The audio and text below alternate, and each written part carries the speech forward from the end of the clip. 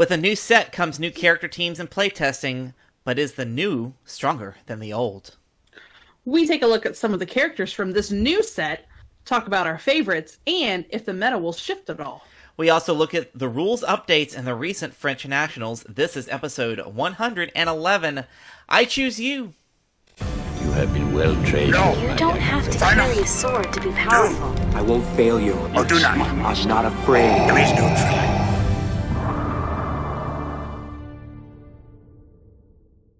So one thing I did do over Thanksgiving was download Pokemon Go. So there you go. There's the title for the episode.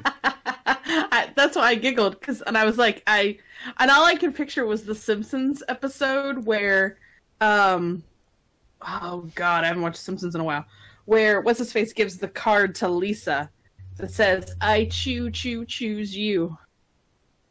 Well, I figured there are plenty of people who are playing that game who shouldn't be playing that game, and I'm one of those people who probably should be playing that game, so anyways, that's what I have a buddy at work that where we go for lunch once a week, he is in range of a gym, a Pokemon gym. So while you sit and have a conversation with him, he's on his phone. Yeah. Yep. And he's talking to you, but he's fighting the entire time, tapping his phone. That's impressive.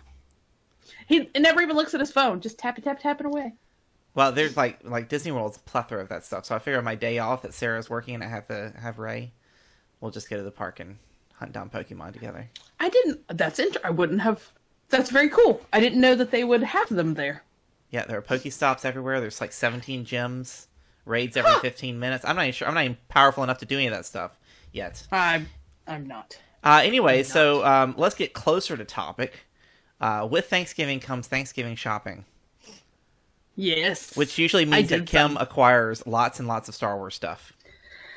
Some I did not, but I saw it. So, faithful listeners of the show will recall my obsession, flip out, whatever, about the Hasbro Chewbacca, interactive Chewbacca. I've seen him in the wild. I could not find him day after Black Friday shopping. And I looked, and I couldn't find him. Because I was hoping he would be on sale and he could come home with me, and I couldn't find him. So when is Star Wars stuff ever like really on sale? Unless you're like Awakenings booster boxes at Miniature Market for $25. That's hilarious. The Target also had an interactive BB-8, like remote control interactive. This thing's freaking cool. Probably this big BB-8 that I tried to convince Jim to buy. It was only $50, and he wouldn't let me buy it. Well, that's a bummer. It's probably under the tree. I was gonna chase the dogs with it, but I watched a YouTube video. The thing looks really cool, so if you happen to get a chance to find that somewhere, I would recommend it. Okay. But my coolest buy is Hallmark has, I think they call them storytellers. Maybe that's not right. I forget what they're called now. But Hallmark has, the last 2 years, put out these gorgeous-looking Star Wars ships as ornaments. And they're larger than your normal Hallmark ornament. Okay. So Jim bought me an X-Wing last year, and you push the button. I think I may have showed it to you and Mike. I can't remember. Maybe off the show. But, and it plays a cool scene from, it's bigger than that one. I should have brought one up here. But it plays the whole scene where Luke's in the X-Wing, and he's got to go blow up the Death Star, and Obi-Wan says, "Use the Force, Luke." It's amazing. So what I didn't realize until we went back to Hallmark this year, so they came out with 3 other ships. One was the Falcon, which I absolutely wanted. There's also, let's see, there's the Falcon, an X-Wing, the Death Star, a TIE Fighter, and then Vader's TIE Fighter, which is all what is out currently. So we hit the button because I wanted to see what the Falcon did at Hallmark. And when you hit the button, the Death Star started talking. And the Death Star starts with Tarkin talking to Leia on the ship, trying to get her to give up the location of the Rebel base. Mm-hmm.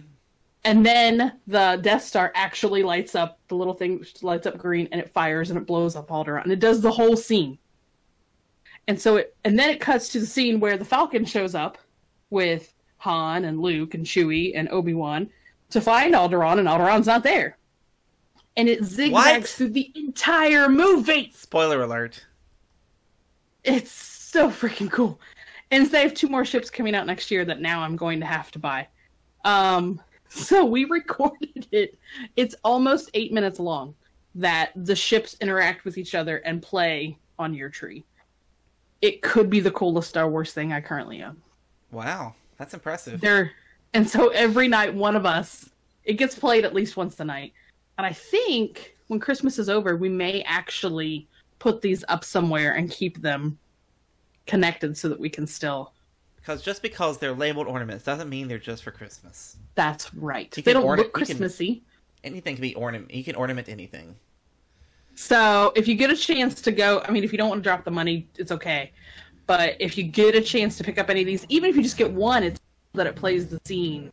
But if you get a chance to walk into your local Hallmark and see them all on display, it's totally worth the 8 minutes of your time. It's pretty cool. Wow. Impressive. And I can't wait. So as soon as I know what the other 2 ships are, we will get those. But they won't be out till next year. Bummer. And then I don't know if they'll do... So this is only A New Hope. I don't know if I said that. Oh. Well, so it'll be a total of 7 ships. So then I went, how many trees am I going to have to buy if they do all the movies? Right. And one all for each this? film. What am I going to do? So I may have to draw a line somewhere or buy another tree. I don't know which. Never draw lines. Amazing. They're so amazing. So from here on out, we'll talk about Star Wars Destiny. Yeah, I'm sorry. That's my money went there instead of just... I bought a few packs the other day, but yeah. So fun fact, my parents, who like to travel a lot right now, are in Germany and just picked up some German packs of Across the Galaxy. Well, that's cool. I'm excited to, like, I don't know why that's such a neat thing, because I guess in Germany it's pretty commonplace, but I don't know. Got some foreign language cards. I mean, throw it. It's legal, right? I could throw it down. There's my Vader. Watch me get a Vader in like either, 3 packs of Across the Galaxy in German. That'll be... you can have a little translation guide. That'll be fine. Speaking of which, Vader's... what it says. Last time I ran the price watch, seems like Vader's out of stock everywhere. I guess everybody wants to give him a shot, huh? I was at my FLGS. Oh, I forgot to mention my FLGS. I was in there this past week. Well, shopping and whatnot. And they had a bunch of people trading stuff in, but they were totally out of anything remotely like that. And I forgot to mention, they're getting a regional. Your FLGS? My FLGS is getting a regional. That's impressive. On a day that I can't go. So... Change your life. I know, we're trying to figure out some logistics to hopefully... So if you're in the Central Ohio area, Epic Loot Game Store in Springfield, Ohio, has opened up registration for their regional. What day is it? So come one, come all. December 8th. Oh, that's soon. I guess these are coming up. These are coming up real quick. Yeah, like it was... When are regionals? We don't know when regionals are happening. Have you heard about regionals? Bang, tomorrow. Bang, bang, bang, bang. Yeah. It feels like that's kind of what happens. So, yeah, so they're hoping for a good turnout. I'm going to try to, even if I can't be there the whole day, I'm going to try to be there for part of the day and get some coverage and either try to get some pictures or try to get a couple. They were open to us maybe sharing some games stream-wise, so I'm trying to figure out some logistics on that. Oh, cool. Sounds like fun. So yeah, they're super stoked about it. Yeah, it sounds like it. Well, I think it's a good time for Destiny. So let's jump right into the news, which is a plethora of news. Let me take that back, huh? You'll find what you need. This last weekend was kind of the first toe dip into the meta, quote unquote, that will be or that toe is dip. I like that. Across the Galaxy. French Nationals took place this past weekend. The first major event in the world to include this new set. There was a ton of representation by the Your Destiny crew, which kind of I don't want to say skewed the meta, but it kind of did, because all their heavy hitters all brought the same deck, so that the top 7 decks there were Thrawn Snoke. And I didn't realize that. 5 of those 7 people were members of Your Destiny crew, all playing the same deck that they've been testing and grinding since Across the Galaxy came out. And then 1 Poe Hondo, so that was the top 8 for French Nationals. One little lonely guy. Right. So, I mean, on one hand, it looks like there's an unbalance. And then on the other hand, it's like, well, 5 of these people were like, some of the top players in that region, and all brought the same deck. Kind of happened at U.S. Nationals, right? We had 2 playtest partners who went at it and ended up in a mirror match in the finals. And I wonder how often we're going to see that happen. Maybe early. Yeah, before it has time to. Yeah, Destiny's really developed a team atmosphere. A lot of teammates go compete together. They test together, end up bringing the same decks. I know some of the major groups out there have been doing that. So, here we see kind of a large group all bringing their same decks. And doing a throw on Snoke with a, emphasis on the TIE Swarm and Vader's Fist, whom no one seems to like. That is the card that everybody says, please put in a shredder and never show up again. There's always one. I don't know. I mean, right, he's on 5. Everybody's like, 5 resources. That's never going to get played. Turn 1, it comes down, and all of a sudden you're doing like 17,000 damage a turn because you can roll the die 50 million times. Yeah. But I don't think this is indicative of what we're going to see.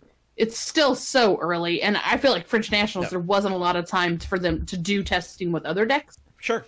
So take what's strong and what you're familiar with. But and maybe we'll see that at PAX this coming weekend. But I think after that, I think you'll start seeing it shake out.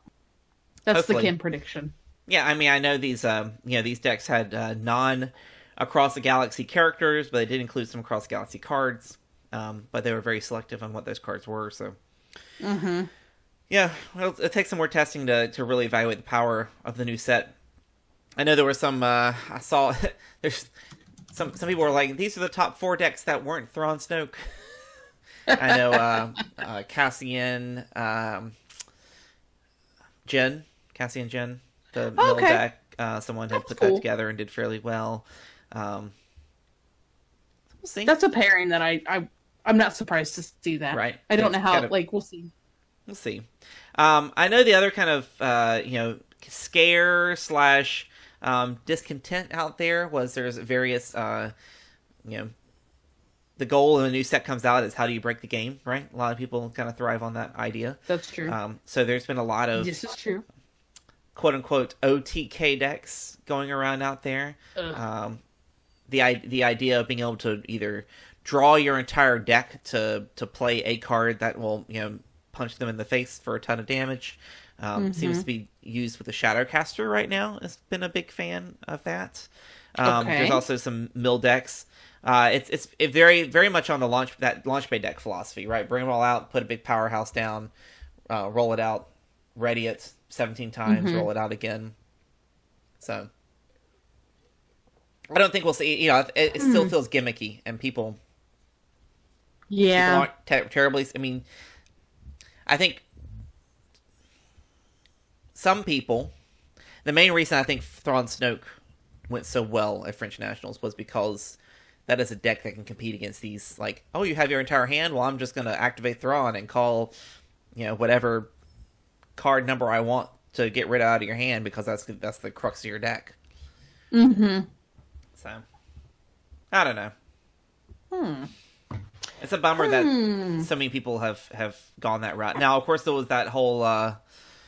I guess we'll get to it in a minute. The whole Obi-Wan lightsaber situation was like activate 17 times, or whatever shields, and that was ruled out as a thing you can't do. I know you need to be specific with the game, but like it's like interpreting the law, right? What is the law really telling you to do? Right. Well, what does the marshal say? Marshal being Jeremy. Right. Yeah, I'll tell you, like some of the stuff flying around. And then you've got a conversation happening over here. Like it felt like it was hard to get the most up to date on some of these rules over the last few days. Like it was like, here it is. Nope. Now it's going to be this. And so you're still going, I don't know which one's right. Like it was, I've had a hard time keeping up. No, I understand. I hear you. Well, because you have zero control over how things show up on your Facebook feed, right? Like, Facebook just says, here's a post from 4 days ago. Enjoy that. And so you have to be very conscious of the date when you're trying to keep up to date on some of this stuff, because my Facebook just throws it up on whatever order it wants. For sure. No, you're exactly right. You heard me, Facebook. Straighten up and act right. Wow. Put it in order. You tell it. You tell Facebook.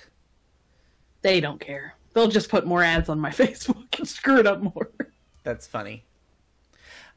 So it really seems like the rules updates has been, I would say, the biggest news.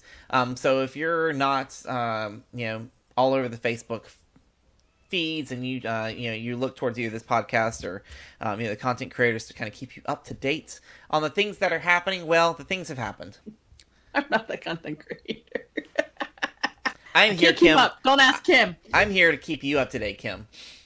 I need it. You do? Do you? I do, because everything I read was in a weird order, and now I'm confused. Yeah, well, so the first thing was like, they posted that there was a rule, and they tried to like redefine sentence structure. And everybody kind of wanted to poke their eyes out. Yes. And this one I did see, and so, yes, your English teachers are all angry at all of you for... And then they were like, oh, just kidding. We didn't really mean that. We're just going to reword the card so it makes sense. Without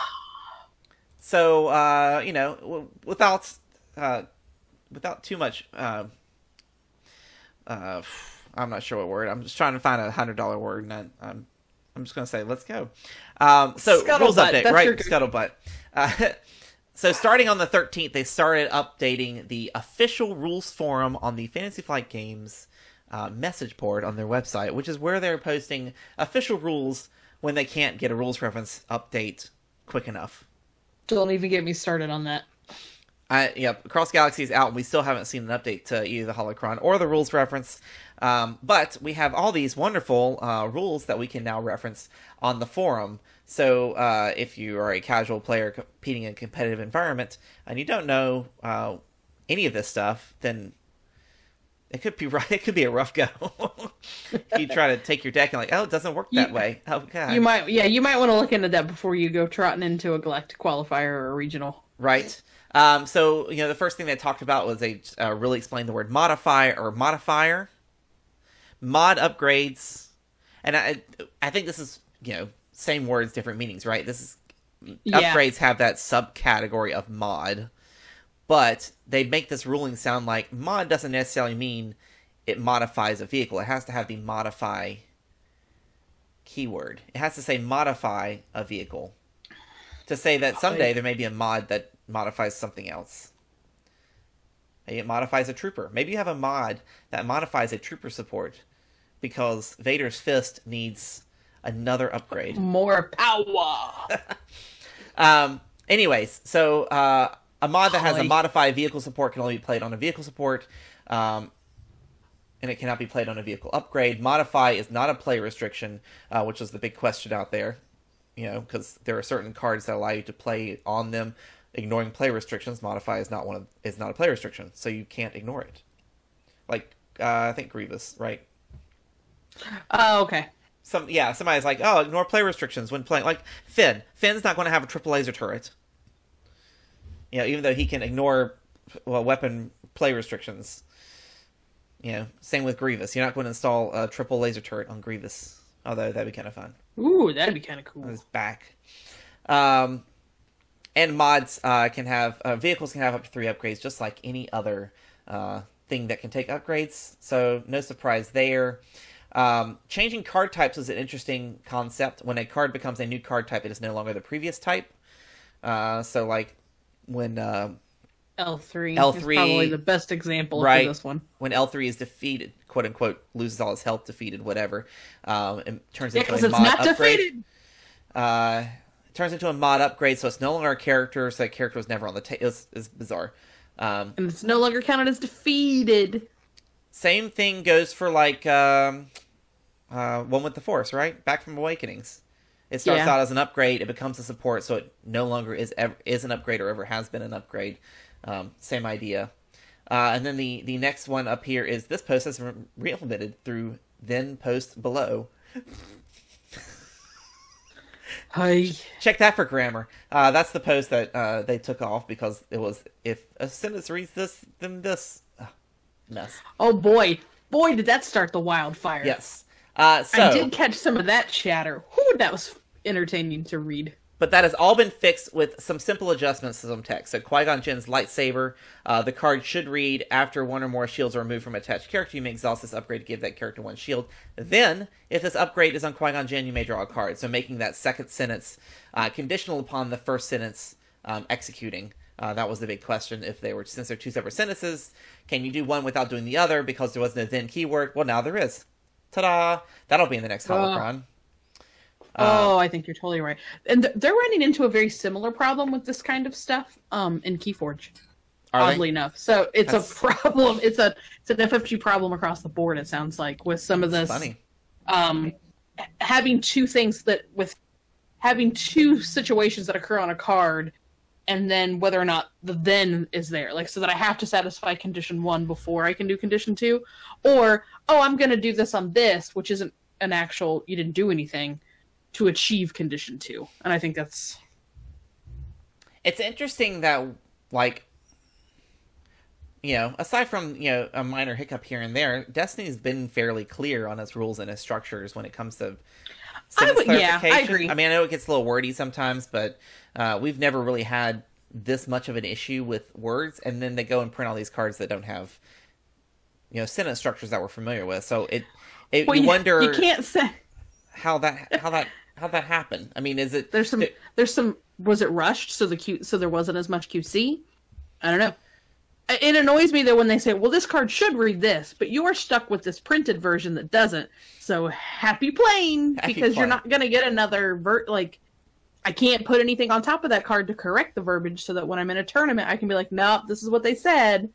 Right. But you didn't see that rules reference, so now I'm going to sit here and argue and call a judge and hope that they read it, and they're going to rule on my side. It annoys me when they do that kind of change. I know they're not going to print other cards. That's not going to happen. Yeah, well, it is kind of challenging, too, because now, your judges, your marshals, or whatever you want to call them, at these events, not only do they have to be, hands-on with the rules reference, but they have to, now go to this forum and make sure they know what the most up-to-date things are. I mean, these will be all looped into an RRG, but... because then then you should put it in one place for everybody, at least somewhere for somebody who's going to marshal an event or something like that, because that's just asking for there to be, you're just putting somebody in a situation to accidentally make the wrong call. Sure. Because you've scattered the information over 10 different forums. They went and clarified that Stifle is not optional. Stifle is the upgrade you play or the support you play on the table, and then it's essentially a counterspell.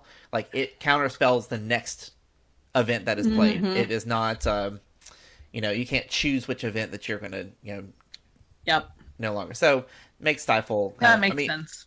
It's a threatening tactic, but it's kind of less exciting now. Oh, can you imagine the power of that card? It's like, I'm just going to sit this out here, and then I'll use it when you do something I don't like. They have to do it. Exactly. Right. Ooh, interesting. Okay, so the following bullet point should be added to then effects on page 19 of the rules reference. If the part of the ability that precedes the word then is an optional may effect, you must have chosen to resolve that effect to successfully resolve it in full, or the part of the ability that follows the word then to resolve. Wow, that's hard.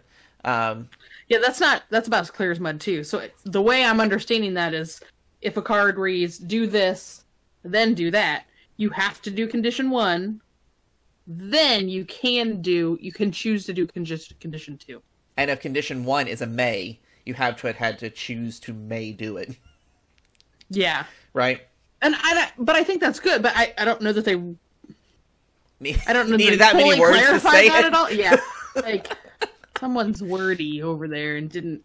I can help you with that.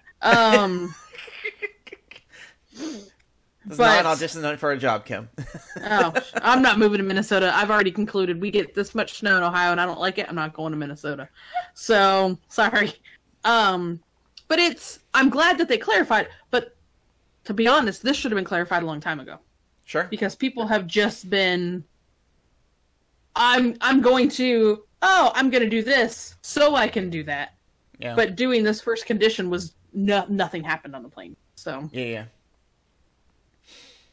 Darth Vader's meditation chamber added the word then to make sure that, You can't just. They really spot like the Vader word to draw a then. card. They like to not have it included in their cards. L337 clarification, right? So when this character becomes an upgrade, she is not defeated, and abilities that trigger from characters being defeated do not trigger. That's interesting. If this character is elite, she keeps both of her dice when she becomes an upgrade. So those were two. That's cool. Two things that had come up in the use of this character. This character is unusual in that when she is defeated. Wow. What was that? I don't even know. My town's full of jerks. With noisy cars. So, I don't even know. Kim Breeze is recording a podcast tonight. Let's go drive by. I shall drive past her house and make as much noise as possible. Well, now they'll really know because it's bright as the sun up here right now. Now with that, so the other chatter I saw about L3, so with the statement of that she's not defeated, and that's what I was making such a big noise about a little bit ago, is that what I saw is that in the case of a tiebreaker, any damage that you may have done to her to quote-unquote defeat her, to make her become an upgrade, is not counted towards your amount of damage dealt. That's how I'm understanding it from the chatter on the internet. It's not clarified here, but since she's not defeated, then you don't count the damage you dealt her in that tiebreaker. And that part stinks, because I dealt that much damage, but now it doesn't count. I wonder if there's any source for that, or if there's. I mean, I have to go read the rules of tiebreakers. And I didn't find. Yeah, I didn't find the. If this is all that you pulled from the initial ruling, this may just be an assumption. But I see the point, though, that if she's not defeated, then she doesn't have any how damage would to you count her? She doesn't have any damage to count up. But I had to damage her. I can't think of what her health is off the top of my head, but it's not much. But that's enough. It's not like 1 or 2. It's what, 7 or 8 or something like that? Yeah. Somebody help me, I forget. So that's interesting. I know there were a lot of questions before the set released as to whether or not she would keep both of her die when she became an upgrade. So that's good that they put that out there. They did. Go ahead. But she's not gonna. But I think with that, that doesn't make me want to run her now. I mean, well, it makes me. I guess it would be in my favor. I guess that would be in my favor because then, haha, you did 7 damage that didn't count for squat. Fair. I don't tie all that often. I don't go to a tiebreaker very often. I lose quite quickly, thank you. So I don't know how often that would really come into play, but I don't know. So Tobias Beckett and Val were both clarified that their cards do not have the then keyword, so I am assuming that they started adding then everywhere, and then, but nope, these don't, so... Oh, if you guys... I know some people. I know 2 tech writers that you could hire, FFG, that could help you with this problem. 2. And 3. last but not least, 3. Finally, well after the set has run its course, the question around Ataru Strike, basically the question around, are Luke Skywalker's dice showing melee? And this is kind of an interesting precedent they're setting. Yeah. It shows melee when it is resolved, but it is not showing melee on the table in a position where it needs to be removed. So someone says, you can remove dice showing melee. It is not showing melee. However, you can use a target strike to resolve it because it is you can resolve it as melee. It's fine detail. That seems like that seems like a big corporate loophole. The loophole that is Luke Skywalker. I mean, because if you're telling that person over there, well, you can't count it as melee damage because it's not melee, so you can't use that card to remove this die, but you can use it as melee damage, even though it's not really melee damage, because I feel like you're allowing... it's not even. It's not melee for you, but it is melee for you. Is essentially what they're saying. No, it's not melee for you, but it is for me. That's totally in your favor now. Corporate loophole. Well, I mean, the question has been answered. So, Ataru Strike, finishing strike, and then it's gonna rotate out. So who really cares? Right? Isn't that no? Ataru Strike? No, I think it's Legacies. All right, never mind. Yeah, no, it's around for another year and a half. Oh, good. 2 or 3, depending on how quickly these sets come out. I wonder how long before they change their mind.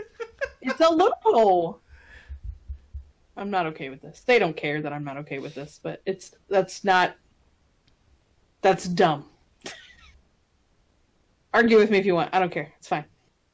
No, I'm not. I think it's interesting. No, not me, but like, well, I'm always a fan of devil's advocate. You can argue if you want, but I don't want to argue with you. I'm like, what?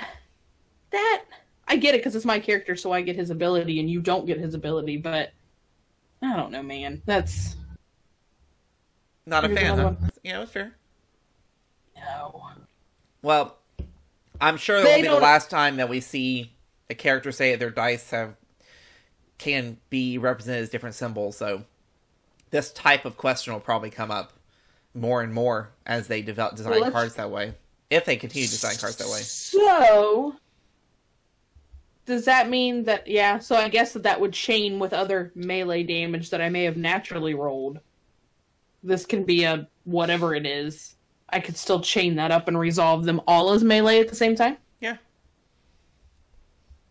Oh, that's not confusing at all. Let's just make this game more confusing. We should. Matthew Scott just wrote a thesis on our chat. I can't see it. Oh, I have to scroll up. Look at all that. Oh. From so going to time in the tournament rules, the player who has less damage on the character receives a win. So she's no longer a damage. She's no longer a character, so there's no, and the damage is removed when you do an upgrade. So that idea of L3, since she is no longer a character and no longer a character on the table, if you follow the damage counting tiebreaker steps word for word, she does not count. Which they could change their minds on, but as of right now, as you know, I'm not, no one's a certified marshal, but if I was marshalling an event, that's what I would say. I would say you were correct. L3's damage does not count per the rules. Because she doesn't have damage. Fair enough. I mean, fair enough. But then I wouldn't, I guess as a player, you're like, well, then I'm not going to, like... But I think we talked about that when she first came out, too, is like, well, then why would I kill her? Like, why would I defeat her? To avoid this problem, just don't play L3. Anyone. So, well, that's all the rules updates for now. Although some of these that's exhausting. Like an hour ago, so it's exhausting. It is. Like, put it in one space for me to go look it up. Yeah, well, hopefully we'll get there soon. I mean, there's got to be. There's a lot of I can use their term now correctly, scuttlebutt. That a rules reference is coming. We just don't know how soon. I mean, Yeah, I do believe somebody did mention that they chatted with Jeremy and he did indicate there is one forthcoming. But that's... I have a birthday coming in 300 and some days. Because I just had one. So, like, whatever. Everything's on its way. I'm grumpy tonight. I went from cheerful and crazy, and now you've made me grumpy with all these rules. Sorry, let's jump into our discussion then. So you're no longer grumpy. How about that? I might get more grumpy. I can't promise. I'll go play with my Star Wars ornaments. It's fine. You know, Mike, I just can't seem to get the cards I need in the booster packs I bought. I'm still missing a Mother Talzin, a Darth Maul, and I need some more battle droids. That 5-wide droid deck isn't going to build itself, and I have all these extra Yodas. Seriously, Kim, I told you, check out Armada Games. You can buy and sell Destiny cards on their website, shoparmada.com. It's just a few simple clicks and bam, you are done.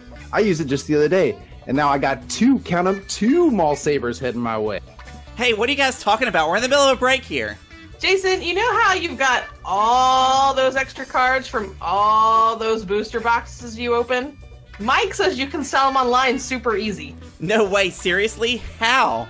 I've got to make room before this next set comes out. Jason, whether you're new to the game or a seasoned vet, Armada Games has just what you're looking for. You can buy and sell your Destiny singles all from the comfort of your living room. Pre-order the latest sets of boosters and find the droids you are looking for. You can also check out their selection of Destiny accessories. And you'll get free shipping on orders over $75. For an even better deal, be sure to use the coupon code TheChanceCube and receive 5% off your Destiny purchase. Visit their website at shoparmada.com. Armada Games. Get in here and game.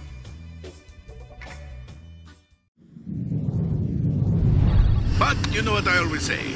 Speak softly and drive a big tank. So we wanted to talk a little bit this week about characters that are interesting, characters that are maybe more interesting than they seemed on the surface or more powerful than we originally thought. What some people are doing early on with these characters as Across the Galaxy is continuing to establish itself. So I picked four. I picked four characters for us to talk about because I saw some interesting things with them. Very cool. Can I do a Kim is an idiot moment for you? Sure. And this leads into the first character you're going to talk about. So when the cards were spoiled and the images were flying all over the place, I saw in a discussion like, "Oh yes, we get a new Leia. This is awesome." And I looked at all of them and I'm like, "They're crazy. There's no Leia." Because I'm scrolling through very quickly and looking at images. Totally missed because of the art on this card that this was a new Leia Organa. I was like, and I think that it was Matthew Scott was the one that was like, "Yeah, there's a new Leia," and I'm like, "Is Matt losing his mind? Like, I didn't see a Leia. Like, where's there a Leia?" Because I went right on past this sucker. That's funny. That's awesome. Well, yeah. So here she is, Leia Organa, in her Bosch get up. I'm bringing Chewbacca from Return of the Jedi to try and save Luke Skywalker from Jabba the Hutt. And Han Solo, her love Han Solo. Yellow, character, scoundrel, hero, 13, 16, 11 health. 1 melee, 2 melee, 1 discard, 1 resource, a special and a blank. Static ability, you can include up to 5 yellow villain cards in your deck. Special, deal 2 damage to each of an opponent's character unless they give you 1 resource. Or 2 resources instead if you spot a villain card. So interesting character. Wait. If I spot a villain card, does that just mean on the table? No, it has to be one of yours. So I have to spot it? So you have one of, because you're allowed to bring 5 yellow villain cards, so you have to have one played, and then that special becomes nastier. I skipped the first sentence. I pulled an FFG and didn't read the full sentence. Wow. My bad. There you go. So I think Leia is interesting. I don't know if she's as powerful as I want her to be. You know, we went through Mandalorian from the last set, who was powerful, but no one could play her. I mean, no one used her. No. She lets you bring yellow events. What's her yeah. face? Bo-Katan? Bo-Katan. Yeah. And Bo-Katan was going to be my hero crime lord deck. And then she's just too expensive. You couldn't do anything with her. Yeah. Right? You could. I mean, she was way too expensive. So here comes Leia. So no restriction on what type of yellow villain card you can bring, but you can only bring up to 5. And then it has a special that's kind of reminiscent of Hondo. Now Hondo, I believe, had 2 special sides instead of 1, if I'm not mistaken. Or did he only have 1? Now someone in the chat's going to correct me. The longer I continue to read this, the more confused I'm getting. But keep going about her ability. Why? Keep going. Keep going. Maybe the light bulb will come on. Sure, that's fair. I think she's the answer to Hero Crime Lord. Because you can bring 5 villain cards into your deck. So this is where I'm confused, though. It says you can include them in your deck. Yeah. It does not say that I can play them in my, like... Well, I can include them. They're in your deck, so you have to be able to play them. But then to spot one, it has to be something chilling on the table. Correct. So it'd have to be like an upgrade. Destiny's getting too complicated for Kim. It's like the time when I used to play Nintendo, up, down, left, right, and AB, and then we got controllers that have left trigger, right trigger, X, B, Y, square, 12, 42. I can't do it. It's getting too complicated for my brain. Bring me back the up, down, left, right, AB controller. Well, I mean, you can get them now. I know. You can get a retro Nintendo, and you can have it all day long. Ay. I don't, like, whew, it's just so many things to keep in my brain. Yeah, no, I mean, it's a lot. I feel like I want more, and maybe you play her because of her special, but 1 melee, 2 melee isn't enough for me on her. I mean, I dream of Leia Yoda combo where Yoda chains into her special. Right. And then she either ramps up the resources or they can't pay you, and you're doing 2 damage to each of their characters. And in a you know, I mean, we may be going back to a 2-character meta, but you know, back in the 3 and 4 character metas, like she'd be a nightmare. She's kind of expensive to do more than 2. Yeah. I mean, I guess you could 1-die her, but yeah, you could. I'm very curious to see how she plays out. Yeah, she's and I don't either think going to be. She's like, oh god, I'm knocking stuff off my desk. She's either going to be the next Bo-Katan, or she's going to be. I don't know. Gonna do something. I mean, I'd like to see her do something. I think 5. I would too. 5 yellow villain cards is a challenge, but yeah, you know, if you can find the right 5, you know, I think you almost want to. You could with Leia and Yoda, you could almost pull off a Hondo Yoda deck build and just tweak a couple of cards to make use of her ability. And kind of do the same things, right? She's got melee side, so you could put in some sabers, you could put in light bow, you can put in any number of things that, you know, could synergize with her damage output, and then you know, hope that you're rolling those Yoda specials to chain into her. I think it's there's some potential. And then you play Crime Lord as like not your win condition, but like you've got the money because they're paying you all the time, so you don't like smack them in the face with damage every turn. And Yoda's generating resources. I mean, I think it'd be fun, but you know, I think you're onto something with that for sure. What do I know? I know nothing. Don't listen to me. Are you Jon Snow? Anyway, you know nothing, Jon Snow. Anyway, wrong show.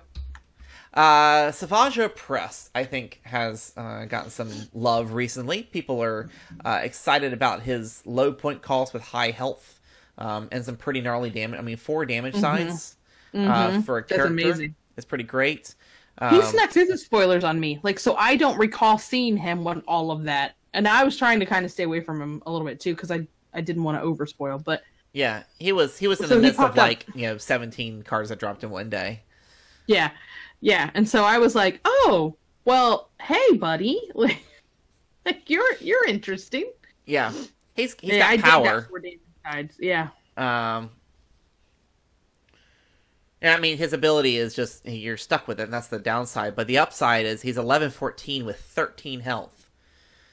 Like 11-point character with 1 die at 13 health is nuts. Mm-hmm. And I think that's why we see him utilized in some 3-character lists right now. People are play testing around the idea with all the melee sides. You can go mono blue with him. Mm-hmm. I mean, Savage and Snoke plus damage. A 3rd character. Savage is your character. You got that 3-for-1, and then it turns into a 5-for-1 with Snoke. You know, easily if you hit it. Or it's pretty crazy. And easily got some great sabers out there that can make him do some work. Oh, yeah. So, you know, I think we'll see more from Savage because of his the health is I think what's selling a lot of people. I don't know if he'll 13's nuts. Quote unquote tier 1 status, but I'd like to see a thematic him and Maul deck. That would be fun. Yeah, and he's designed to. They kind of want you to go that direction. They're nudging you. Yeah, exactly. They're nudging you that way anyway. Yeah.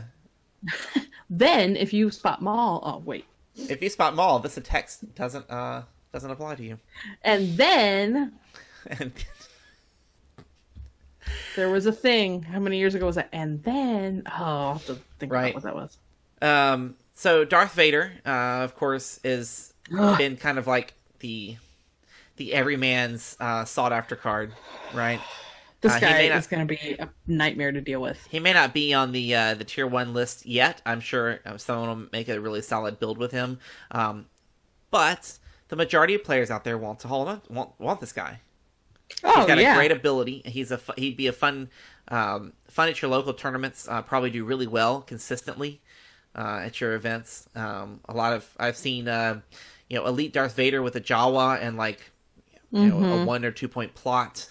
Jawa 6, or 3 point plot. Really, there's that one. There's a few good ones. There's a few good ones. Yeah, the one that when a die is removed, you get to remove one of your opponent's die. Yeah. There's that blockade one too. I think that's a 3. Yeah. And maybe we haven't seen a lot of him. We did a whole show on that, so go back and listen to it. Maybe we haven't seen a lot of him yet because the set's so new and people just haven't found him yet. Like, unless you're crazy and bought, 2 cases, which, I would have if I wasn't out of work for right now. Locally I heard a lot of people that I haven't heard of a lot of big scores of getting him yet. So I think there's, like you said, there's still some people on the hunt. Yeah. And you can't buy one because nobody's selling them. Sure. There's probably some for sale in the black market, but you're gonna pay for it. Yeah, because most of the single stores currently are out of stock. That was as of yesterday morning. I haven't checked everywhere, but a lot of the places that we normally include in our price watch were out of stock. Yeah, I've already come to the conclusion that I'm not going to get him. So I'm just going, oh boy, like I'm not super stoked to play against him. I'm not excited about it at all. So it's fun to take to your local tournament. It is not necessary. I think it'd be fun on a mirror, like Vader against Vader. I think that would be a fun play. But to not, he's one of those cards that I fear could make casual, like if you go to your casual, Destiny night, but you've got people running this, it may not be fun for somebody new starting out because I'm afraid you're going to get hammered. Yeah. No, he's a beast to be sure. And that was like when you were a new player and you were going to your local event playing Pomaz. Somebody was playing Pomaz. Like, that just wasn't fun. So, you competitive guys, I appreciate all of you, but take it easy on some of the newbies coming to your local group if you want to grow your community. Because if you beat them to death and scare them off, they're not going to come. Right. And there's a lot of people coming into the game right now, which has been really exciting from what I've seen. I have seen a lot of people looking to get some of the older stuff, a lot of people just trying to step into the game now. Yeah, I've seen a lot of different posts of people being new coming into the game. And last but not least, I wanted to bring up Lando. I haven't seen a lot from him, but I did see an interesting deck out there. That was a mill deck based around Lando. Really? Oddly enough, his power action, don't care. The key for this particular deck was the fact that Lando has a 4 resource side. And the only reason that's interesting is because there was a legendary in the last set there was a legendary in Way of the Force that everybody's like, why? If you remember this card, Stealthy. Stealthy was an upgrade ability that you attached to any character, and it has a special discard cards on the top of a deck equal to the value showing on one of your character dice. So 4. So Stealthy with Lando, if you rolled into that 4 resource side, would allow you to discard. And Stealthy's not unique, so you could have 2 copies of Stealthy on the table. You throw in a couple Cunnings, and all of a sudden, you could. I don't know if you pair Lando with Yoda. Granted, that's a lot to hinge on. Rolling a 1 out of 6, unless you can fix his die. But even the 2, that's still 2 off the top of a deck. Yeah, I mean, he's got a pretty high variance on his die. You got a 4 and then 2 2s. Yeah, 2 2s, yeah. So it makes a card like Stealthy for your mill folk out there. You know who you are. All 3 of you. I'm just kidding. Stealthy may come back. Stealthy may be a thing. Make him back. That was a nice catch there. That's interesting. I should grab... Jim just recently painted an Imperial Assault Lando that's pretty cool, but... Yeah, that I would not have. Yeah, that's a pretty cool idea there to throw out there. Yeah, that's a pretty cool idea.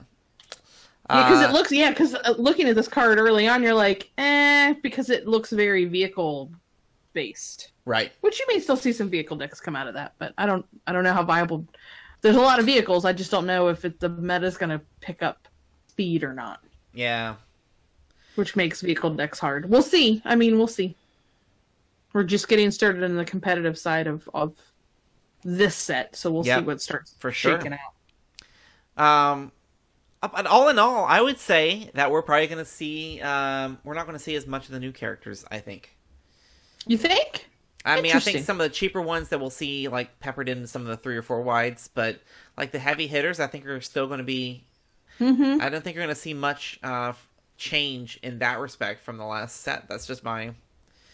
I know that's what it's seeming early on, but I think long term, I think that's probably where we're going to be at. That's true.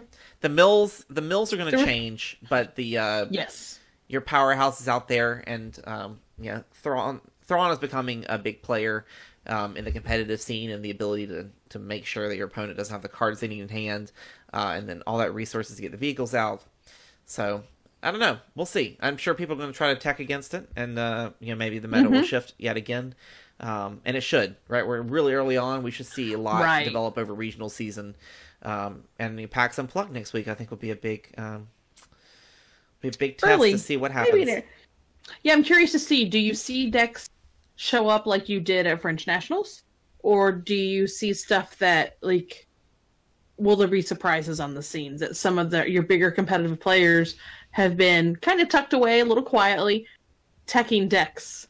And as we've said before, we don't get as involved, at least here in the U.S., we're not as involved in that competitive scene across the pond.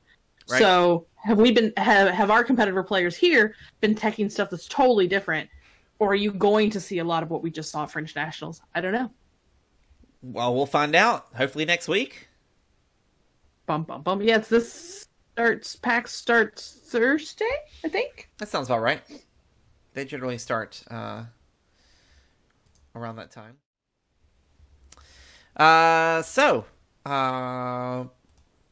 On this subject, we asked everyone a question. And by everyone, I mean those people who came to our Facebook page and answered it. There can be no mistakes this time. All right, so yeah, you guys should come over to Facebook and chat about these questions because it's really fun to talk about it each week on the show. And if you want my AT-AT to come back and make a fly across your screen to get you more engaged in it, I'll do it. Although he may be going to work for Christmas as a decoration, so there's that. So last week we asked, now that you've gotten some across the Galaxy games in, which characters are stronger than expected and which are weaker? So we had a little bit of conversation over there. Don Ryder had said BB-8 and then sarcasm. I appreciated Don's use of HTML code there for sarcasm. It was pretty cool. He couldn't, that was pretty dead on. Let's see, Tim, L337 is a pretty great character. I don't know if she is stronger than expected. Wonder if he did this before or after they clarified her. But there's a huge amount of satisfaction to be had by attaching her to your Fang Fighter and draft her sealed. That's funny. Oh, that would be pretty... I was going to say, yeah, that would be fun. My local store's not doing draft till mid-December, so I'll report back then. I might see if Sarah, we can go. Maybe we can make it to the one on Thursday. Well, that's day after tomorrow. We'll see. Baby gets her shots. Baby gets her 2 month shots tomorrow, so. Oh. Yeah. Ramen said Kit Fisto is stronger than expected. And Evan Rude says Val. No explanation, just Val. Maybe she's both? I don't know. Maybe. So, yeah. Always head over. There's always a question posted to our Facebook page. We love discussing those answers on the air. So you guys can share your thoughts with the larger population of those who listen to the show. Yeah, and sometimes you have much better thoughts than we do. You think of stuff we hadn't even thought of. So I mean, if you guys wanted to write this entire show, then we'd be happy to read it. We should do that one week. listener written show. We'll let Monk and Joe and right. Good times. Yeah. So thanks again for joining us for another week. We're wrapping this up right in an hour. We're getting really good at this, Ken. Woohoo! It's because I got less grumpy. I don't know. I haven't been I don't know. I got nothing. I was distracted by lights and talked about ornaments, and that could have gone on a really long time, you guys. I could have brought out the video and everything. Wow. Sounds like a video's gonna get posted soon. I should put it on YouTube or so. I posted it on my personal page. Yeah. But it is an 8-minute video, so most of my general friends are like, that's too nerdy for me, Kim. I can't do it. Fair. So love it. Again, always, if you listen to the show via podcast, thank you so much for listening.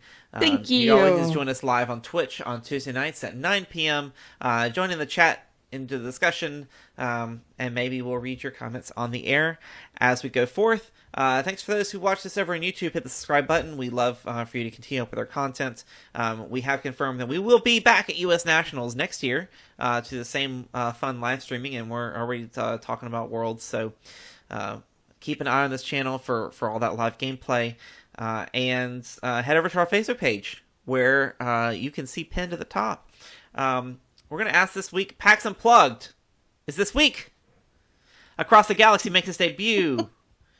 I'm rephrasing this question as I speak because Kim wrote it hastily. Poorly. I wrote it in the form of FFG sentence structure. What character pairing do you think will take home the win for the first Galactic qualifier of this set? Well, that was well phrased. That part was. That came later, after I had time to think about sentence structure. Nice.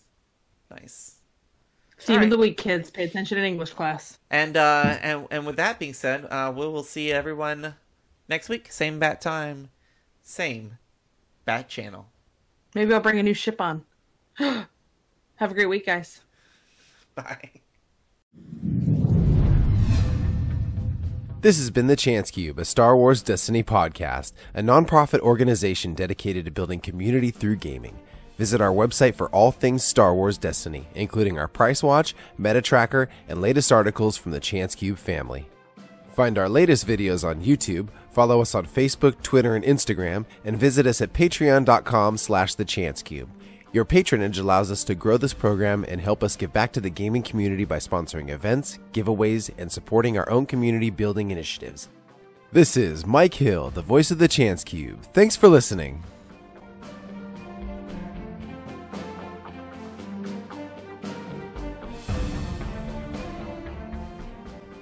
The Chance Cube is not affiliated with Fantasy Flight Games, Lucasfilms, or the Walt Disney Company.